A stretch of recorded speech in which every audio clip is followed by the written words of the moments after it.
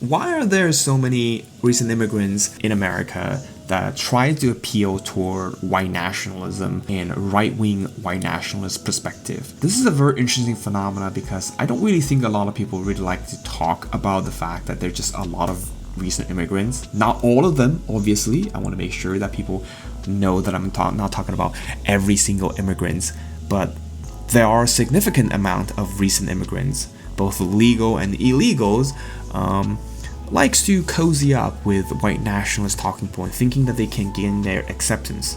Now, a lot of people obviously will instantly comes out and says, yeah, of course they're never going to get accepted by white nationalists, but they don't really want to understand why ethnic minorities like recent immigrants do it over and over again. Well, the answer to this question, in my personal opinion, is actually fairly simple, right? So again, these are my personal observations and thoughts on why there's just immigrants that there will be never-ending streams of immigrants that will cozy up or attempt to cozy up with white nationalists and thinking that they will gain acceptance from them.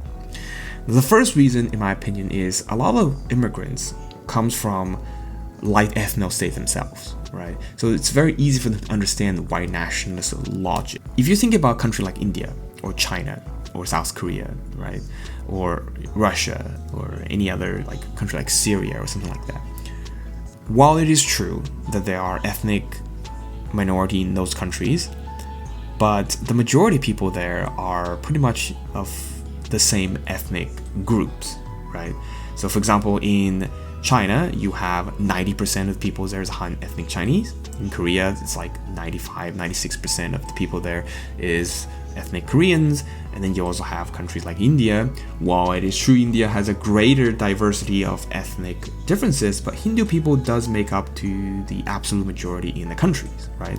And on top of this, what is even more is that while there are ethnic differences in those countries, their racism and their ethnic differences is primarily culture and linguistic based, not so much on phenotype based. While there are some, obviously sort of recognitions in the phenotype differences in those countries, for example, like a black person in China would never be considered like a real Chinese, but those are rare cases because there's just simply not enough black people in China to make that kind of broader sort of ethnic divisions within China, right? Same things with, Russia or, in Europe, like Turkish peoples versus Armenians or some Germans versus European Jews, etc. This is the reason why during World War II, we have this famous example of Jewish people required to wear this yellow star to identify themselves as Jewish people. Is because, again, there's not enough of a phenotype differences to recognize easily between different ethnic groups in other parts of the world, right? The German and the Jews, they kind of all look the same when it comes to phenotypes, right? If you got somebody from like China, when they go to Europe, they can't tell who's a German, who's an English, who's a French, or who's a Jew, European Jew, right? Because to them, they all look the same, and they are basically all the same in terms of like phenotypes, the broad generalized phenotype features. European peoples generally has a very similar look. People from Indian subcontinents generally have a very similar phenotype as well, and people from East Asia have a very similar phenotypes, right? There's another example of this is in like the video game Yakuza, with a plot device of like the secret Koreans. The reason why they call it the secret Koreans and not open Korean is because the fact that nobody can tell if you're Korean in Japan. That's just how it works, right? Or Chinese people in Japan, right? If you go to Japan and you have East Asian features, they don't know that you're not a Japanese, right? They just assume that you're Japanese. I'm pretty sure a lot of people who has Asian sort of heritage, if they go to a country like South Korea or Japan, they defaultly assume that you're just another Japanese person or Korean person or Chinese person if you go to any of these countries, right? And only until you start talking with them, then they're like, oh, so you're not a Japanese, oh, you're not a Korean, oh, you're not a Chinese, right? Only when they start talking. But if you don't talk, nobody will know. Nobody will know. And if you speak good Japanese in Japan, nobody will know forever. Like, it's literally the simplest things to hide. Unless people really dig deep into investigating your legal document, then yeah, you're probably gonna find out. But that's not something that's so easily recognizable as like a phenotype differences, right? So why do I bring all this up? Because in America, the differences is not merely cultural and linguistic differences between ethnicities. It's phenotype differences. And the phenotype differences is not something that you can easily overcome. In fact, it's not possible to overcome at all. A good example of this in America is a race relationship or ethnic relationship between white people and black people, right? So white ethnicities in America is in opposition against black ethnicities because the phenotype differences. Even though if you really think about historically speaking, black people in America contributed just as much, if not more so, than white people in building America. Yet, a black American is always being treated as this sort of others, right? This outsiders in the minds of racist, white nationalist, white Americans, right? Is because, again, it's not really because how well they assimilate or how long they have been here since the beginning of time. It's just the phenotype differences. And so when a person's from, let's say, India, okay, when they come to America, let's say you're a Pakistani or something like that, they come to America, and then they bring with them their old way of thinking of how to, blend in with the ethnic majority, is just simply speak good English, right? Speak good language, culture, and linguistic. So when they come to America, they think, oh, if I want to be blending with, I'm just an American, someone else is, it's just me speaking good English and practice American culture by listening to hip hop, then I would just be automatically stealth in America for being a real American. Well, again, that's just not possible, right? Because, again, you have to understand that in America, it's a phenotype recognitions, right? So you could be speaking good English, right? You could fool somebody on the phone if they don't see your face. But ultimately, the moment that you reveal your face to these peoples, to white nationalists, you're instantly going to cast as an outsider. Because it's never about culture or language. It's always just simply about the look. I understand that's a very shallow thing to really categorize people differently.